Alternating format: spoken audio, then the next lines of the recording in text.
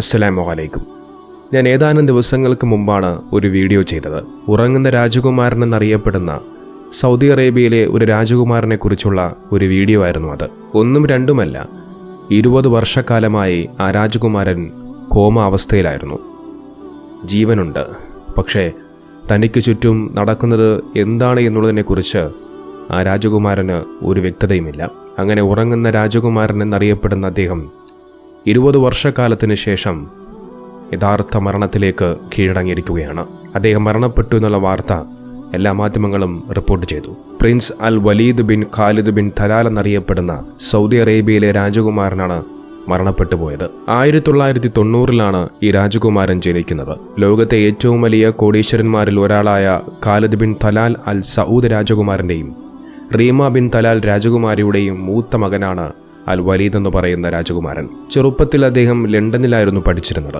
അങ്ങനെ ലണ്ടനിൽ പഠിച്ചുകൊണ്ടിരിക്കുന്ന സമയത്താണ് ആ രാജകുമാരൻ്റെ ജീവിതം കീഴ്മേൽ മറിയുന്നത്. 2005 ലണ്ടനിൽ വെച്ചുകൊണ്ട് ഒരു വാഹനാപകടമുണ്ടാകുന്നു. ആ അപകടത്തിൽ വളരെയധികം ഗുരുതരമായ പരുക്ക് അദ്ദേഹത്തിൻ്റെ തലച്ചോറിലുണ്ടാവുകയാണ്. അതിനു പിന്നാലെയാണ് രാജകുമാരൻ കോമയിലേക്ക് പോകുന്നത്. ലോകത്തെ ഏറ്റവും വലിയ പ്രശസ്തരായിട്ടുള്ള പ്രഗത്ഭരായിട്ടുള്ള ഒരുപാട് ഡോക്ടർമാരെ കൊണ്ടുവന്നു, ഒരുപാട് ചികിത്സകൾ നടത്തി.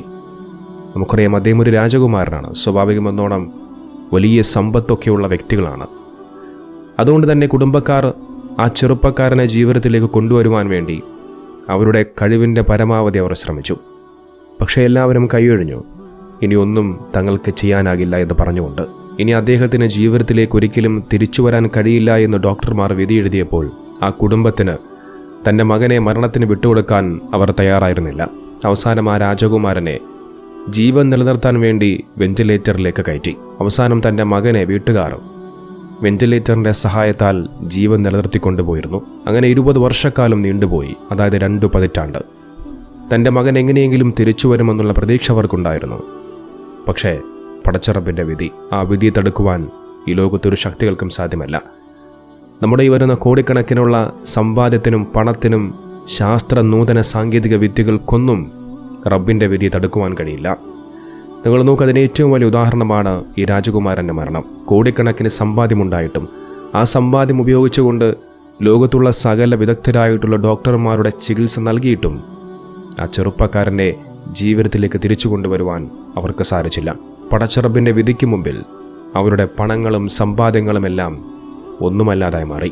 നമുക്കറിയാം, ആധുനിക സൗദി അറേബ്യയുടെ സ്ഥാപകൻ എന്നറിയപ്പെടുന്ന അബ്ദുൽ അസീസ് രാജാവിൻ്റെ ചെറുമകൻ കൂടിയാണ് Al Waleed bin Khalid bin Talal എന്ന് പറയുന്ന രാജകുമാരൻ.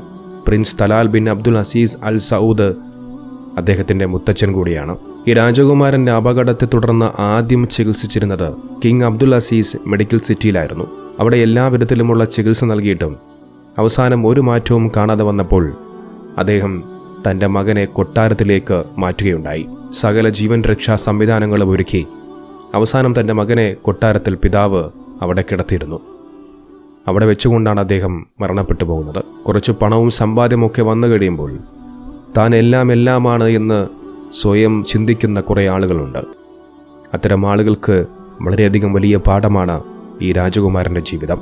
നോക്കൊരു മനുഷ്യന് ജീവൻ നൽകുന്നതും ആ മനുഷ്യനെ മരിപ്പിക്കുന്നതുമെല്ലാം അള്ളാഹുവിൻ്റെ തീരുമാനങ്ങൾക്കനുസൃതമാണ്. നോക്കു, പടച്ചറബ് വിചാരിച്ചു കഴിഞ്ഞാൽ ഏതു വലിയ അപകട സാഹചര്യങ്ങളിൽ നിന്നും, മരണത്തെ മുഖാമുഖം കാണുന്ന സാഹചര്യങ്ങളിൽ നിന്നും, ഡോക്ടർമാർ പോലും കൈയൊടിയുന്ന പല സാഹചര്യങ്ങളിൽ നിന്നും റബ്ബിന് സഹായിക്കാൻ സാധിക്കും. അതിന് ഏറ്റവും വലിയ ഉദാഹരണമായിരുന്നു മുനീറ അബ്ദുള്ള എന്ന് പറയുന്ന സ്ത്രീയുടെ ജീവിതത്തിലുണ്ടായത്. അള്ളാഹുവിൻ്റെ വലിയൊരു അത്ഭുതത്തിന് സാക്ഷിയായ ഒരു സ്ത്രീയാണത്. നോക്കി, ഇവിടെ 20 വർഷക്കാലമായി കോമയിൽ കിടന്ന രാജകുമാരൻ മരണപ്പെടുകയാണ്. എന്നാൽ അതിനേക്കാളേറെ 27 വർഷക്കാലം കോമയിൽ കിടന്ന സ്ത്രീയായിരുന്നു മുനീറ അബ്ദുള്ള. അവർ അവസാനം ജീവിതത്തിലേക്ക് തിരിച്ചു വന്നു. മുനീറ അബ്ദുള്ളയുടെ ആ ഒരു ജീവിതം ലോകമാധ്യമങ്ങൾ, BBC അടക്കമുള്ള ഒരുപാട് മാധ്യമങ്ങൾ റിപ്പോർട്ട് ചെയ്തിട്ടുണ്ടായിരുന്നു. ആ സഹോദരിയുടെ ജീവിതത്തിൽ സംഭവിച്ച ആ അത്ഭുത സംഭവങ്ങളെക്കുറിച്ച് വിവരിക്കുന്ന ഒരുപാട് വാർത്തകൾ കാണാൻ സാധിക്കും. 1991 ഒരു കാർ അപകടത്തിൽ മുനീറ അബ്ദുള്ളയ്ക്ക് പരിക്കേൽക്കുന്നത്. അന്ന് അവർക്ക് 32 വയസ്സായിരുന്നു പ്രായം. ഈ രാജകുമാരന് സംഭവിച്ചതുപോലെ തന്നെ ആ ഒരു അപകടത്തിൽ തലച്ചോറിന് ക്ഷതമേൽക്കുകയാണ്, പരിക്കുണ്ടാവുകയാണ്. അതിനെ തുടർന്ന് മുനീറ അബ്ദുള്ള കോമയിലേക്ക് പോകുന്നു. സ്കൂളിൽ നിന്നും തൻ്റെ മകനെയും കൂട്ടി തിരിച്ചു വരുന്ന വഴിയിലായിരുന്നു ആ വാഹനാപകടമുണ്ടാകുന്നത്. വാഹനം വന്നിടിക്കുന്ന സമയത്ത് തന്നെ മുനീറ തൻ്റെ മകനെ ചേർത്ത് പിടിച്ചു, തൻ്റെ മകനൊന്നും സംഭവിക്കാതിരിക്കാൻ. അതിനാൽ തന്നെ ആ ഒരു കുട്ടിക്ക് ഒന്നും സംഭവിച്ചില്ല. പക്ഷെ ബോധം പോയ മുനീറയെ ആശുപത്രിയിലേക്ക് എത്തിച്ചുവെങ്കിലും ഞാൻ നേരത്തെ പറഞ്ഞതുപോലെ തലച്ചോറിൽ ക്ഷതമുണ്ടായതിനാൽ അവർ കോമയിലേക്ക് പോവുകയാണ്. അന്നും ഈ രാജകുമാരന് പറഞ്ഞതുപോലെ ഡോക്ടർമാർ വിധിയെഴുതി ഈ സഹോദരി ഇനി ജീവിതത്തിലേക്ക് തിരിച്ചു വരിക എന്നുള്ളത് അസാധ്യമെന്ന് ഡോക്ടർമാർ പറഞ്ഞു വെച്ചു. പക്ഷെ വീട്ടുകാർക്ക് ഉറപ്പുണ്ടായിരുന്നു അവർ ജീവിതത്തിലേക്ക് തിരിച്ചു വരുമെന്ന്. അവർ പടച്ച റബ്ബിൽ പ്രതീക്ഷ അർപ്പിച്ചു. അങ്ങനെ റബ്ബിൻ്റെ വിധിയെന്നോണം 27 വർഷങ്ങൾക്ക് ശേഷം അവർ ജീവിതത്തിലേക്ക് തിരിച്ചു വന്നു. 1991 സംഭവിച്ച അപകടത്തെ തുടർന്ന് കോമ അവസ്ഥയിലേക്ക് പോയ മുനീറ പിന്നീട് കണ്ണു തുറക്കുന്നത് 27 വർഷങ്ങൾക്ക് ശേഷം, കൃത്യമായി പറഞ്ഞാൽ 2018 ജൂണിലാണ് മുനീറ അബ്ദുള്ള കണ്ണു തുറക്കുന്നത്. അവർ കണ്ണു തുറന്ന ഉടനെ ആദ്യം തിരക്കിയത് തൻ്റെ മകനെയായിരുന്നു. വാഹനാപകടം നടക്കുന്ന സമയത്ത് ഒരു പരിക്കും സംഭവിക്കാതിരിക്കാൻ ചേർത്ത് പിടിച്ച തൻ്റെ മകൻ്റെ പേര് തന്നെ അവർ ആദ്യമായി വിളിച്ചു. അതിൽ നിന്നും അവർ തൻ്റെ മകനെ എത്രമാത്രം സ്നേഹിക്കുന്നുവെന്നുള്ളത് നമുക്ക് മനസ്സിലാക്കാൻ കഴിയും. ഒരു മാതാവിൻ്റെ സ്നേഹം അത് വ്യക്തമായി മുനീറ അബ്ദുള്ളയിലൂടെ നമുക്ക് മനസ്സിലാക്കാൻ സാധിക്കും. തനിക്ക് എന്തു സംഭവിച്ചാലും ശരി, തൻ്റെ മകനൊന്നും സംഭവിക്കാൻ പാടില്ല എന്നുള്ള ആ മാതൃസ്നേഹം അത് ഇവരുടെ ജീവിതത്തിലൂടെ നമുക്ക് പഠിക്കുവാൻ സാധിക്കും. 2018 ജൂണിൽ അവർ കണ്ണു തുറന്നുവെങ്കിൽ പോലും പൂർണ്ണമായും ഉണർവിലേക്കെത്താൻ മുനീറയ്ക്ക് പിന്നെയും ഡോക്ടർമാരുടെ പരിചരണവും വിദഗ്ധ ചികിത്സയും വേണ്ടി വന്നു. ജർമ്മനിയിലെ ഒരു ക്ലിനിക്കിൽ വെച്ചുകൊണ്ടാണ് മുനീറ കോമയിൽ നിന്നും ഉണരുന്നത്.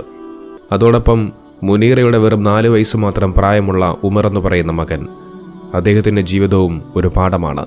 ഒരു മകൻ എങ്ങനെയായിരിക്കണമെന്നുള്ളത്, മാതാപിതാക്കളെ എങ്ങനെ പരിചരിക്കണം, എങ്ങനെ സ്നേഹിക്കണമെന്നുള്ളത്, അതും ഉമറിലൂടെ പഠിക്കേണ്ടതുണ്ട്. ഞാനൊരിക്കലും പ്രതീക്ഷ കൈവിട്ടില്ല. ഉമ്മ ഒരു ദിവസം കോമയിൽ നിന്നും ഉണർന്ന് ജീവിതത്തിലേക്ക് തിരിച്ചു വരുമെന്ന് എനിക്ക് തോന്നിയിരുന്നു. മുനീറ അബ്ദുള്ളയുടെ മകൻ ഉമർ പ്രതീക്ഷയോടെ പറഞ്ഞ വാക്കുകളാണിത്. ആ പ്രതീക്ഷയെന്നോണം ആ ഉമ്മ 27 വർഷങ്ങൾക്ക് ശേഷം ജീവിതത്തിലേക്ക് തിരിച്ചു വരുന്നു. അതും ഇത്രയും വർഷക്കാലം പരിചരിച്ചിരുന്ന തൻ്റെ മകൻ്റെ പേര് വിളിച്ചുകൊണ്ട്. മുനീർ അബ്ദുള്ള അബോധാവസ്ഥയിലാകുമ്പോൾ മകനായ ഉമറിന് വെറും 4 വയസ്സ് മാത്രം പ്രായമാണ് എന്നുള്ളത് പ്രത്യേകം ഓർക്കണം. ഇവിടെ മറ്റൊരു അത്ഭുതം എന്തെന്നാൽ, കോമാവസ്ഥയിൽ കിടന്ന മുനീർ അബ്ദുള്ള 27 വർഷങ്ങൾക്ക് ശേഷം ജീവിതത്തിലേക്ക് തിരിച്ചു വരുമ്പോൾ അവർ ദശാബ്ദങ്ങൾക്ക് മുമ്പ് പഠിച്ചിരുന്ന ഖുർആൻ ആയത്തുകൾ അവർ മറന്നില്ല എന്നുള്ളതാണ്. ഇത്രയും വർഷക്കാലത്തിന് ശേഷം കോമയിൽ കിടന്ന് ജീവിതത്തിലേക്ക് തിരിച്ചു വരുന്നത് ഒരുപക്ഷെ അത് മുനീർ അബ്ദുള്ള മാത്രമായിരിക്കാം, എനിക്കറിയില്ല. പക്ഷെ ഒരു കാര്യം ഉറപ്പാണ്, എല്ലാം റബ്ബിൻ്റെ വിധിയാണ്. ഇവിടെ 20 വർഷക്കാലമായി കോമയിൽ കിടന്ന സൗദി രാജകുമാരൻ മരണപ്പെട്ടു പോകുന്നു. എന്നാൽ ഇവിടെ 27 വർഷക്കാലം, ആ 20 വർഷത്തെക്കാളേറെ 27 വർഷക്കാലം കോമയിൽ കിടന്ന മുനീർ അബ്ദുള്ള എന്ന് പറയുന്ന ആ ഒരു സഹോദരി അവസാനം ജീവിതത്തിലേക്ക് തിരിച്ചു വരുന്നു. ഇവിടെയാണ് പടച്ച റബ്ബിൻ്റെ വിധി എന്ന് പറയുന്നത്. എല്ലാം കൃത്യമായി, എല്ലാം റബ്ബ് നിശ്ചയിച്ചു വയ്ക്കുന്നു. ഇതുപോലെയുള്ള അപകടങ്ങളെ തൊട്ട്, രോഗാവസ്ഥകളെ തൊട്ട് അല്ലാഹു സുബ്ഹാനഹു വ തആല നമ്മെ എല്ലാവരെയും കാത്തുരക്ഷിക്കുമാറാകട്ടെ.